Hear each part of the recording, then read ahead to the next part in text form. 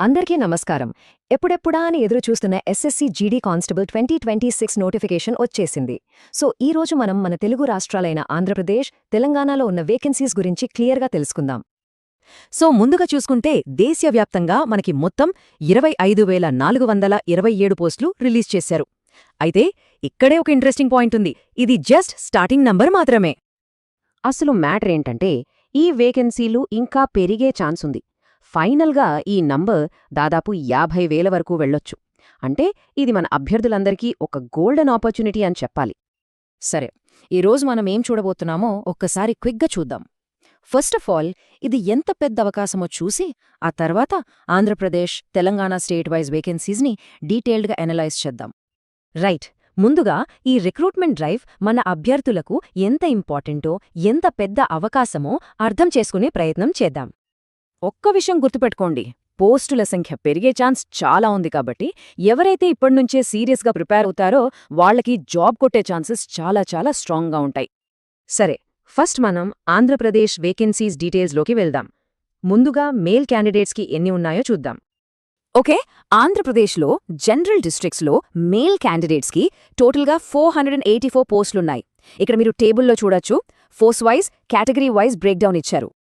ఇక Naxal affected districts విషయానికొస్తే male క్యాండిడేట్స్కి అదనంగా 80 పోస్టులు కేటాయించారు. ఇక్కడ కూడా మనకి ఫోర్స్ వైజ్ బ్రేక్డౌన్ ఉంది. ఇప్పుడు ఫీమేల్ క్యాండిడేట్స్కి చూద్దాం. ఏపీలో జనరల్ డిస్ట్రిక్ట్స్లో మొత్తం 42 పోస్టులు అందుబాటులో ఉన్నాయి. అలాగే నక్సల్ ఎఫెక్టెడ్ డిస్ట్రిక్ట్స్లో చూస్తే ఫీమేల్ క్యాండిడేట్స్కి 5 పోస్టులున్నాయి. ఇక్కడ గమనించాల్సిన విషయమేంటంటే ఈ 5 పోస్టులు కూడా CISFలోనే ఉన్నాయి. తెలంగాణ డీటెయిల్స్లోకి వెళ్లే ముందు ఒక చిన్న మాట. ఇలాంటి జెన్యూన్ జాబ్ అప్డేట్స్, ముఖ్యంగా ఈ వేకెన్సీలు పెరిగినప్పుడు ఆ సమాచారం మిస్ అవ్వకుండా ఉండాలంటే మన సర్కారీ ఉద్యోగం ఛానల్ని తప్పకుండా సబ్స్క్రైబ్ చేసుకోండి. సరే, ఇప్పుడు మనం తెలంగాణ వైపు వెళ్దాం. అక్కడ అభ్యర్థులకు అవకాశాలు ఎలా ఉన్నాయో చూద్దాం. తెలంగాణలో జనరల్ డిస్ట్రిక్ట్స్లో మేల్ క్యాండిడేట్స్కి టోటల్గా 345 పోస్టులున్నాయి. మీరిక్కడ force wise, category wise breakdown చూడొచ్చు. ఇక తెలంగాణలోని నక్సల్ ఎఫెక్టెడ్ డిస్ట్రిక్ట్స్లో అయితే మేల్ క్యాండిడేట్స్కి డెడికేటెడ్గా 110 పోస్టులు కేటాయించారు. ఇప్పుడు తెలంగాణలో ఫీమేల్ క్యాండిడేట్ సంగతి చూస్తే జనరల్ డిస్ట్రిక్ట్స్లో మొత్తం 29 పోస్టులు అనౌన్స్ చేశారు. ఫైనల్గా తెలంగాణ నక్సల్ ఎఫెక్టెడ్ ఏరియాల్లో ఫీమేల్ క్యాండిడేట్స్కి 10 పోస్టులు అందుబాటులో ఉన్నాయి. ఇవి 4 వేర్వేరు ఫోర్సెస్లో ఉన్నాయి. సరే, ఇప్పుడుదాకా మనం డీటెయిల్స్ చూసాం గదా. ఇప్పుడొకసారి 2 రాష్ట్రాల టోటల్ నంబర్స్ని పక్కపక్కన పెట్టి చూద్దాం. చూడండి, ఇక్కడ మనకి క్లియర్గా తెలుస్తుంది. ఆంధ్రప్రదేశ్లో టోటల్గా 611 వేకెన్సీస్ ఉంటే తెలంగాణలో 494 వేకెన్సీస్ ఉన్నాయి.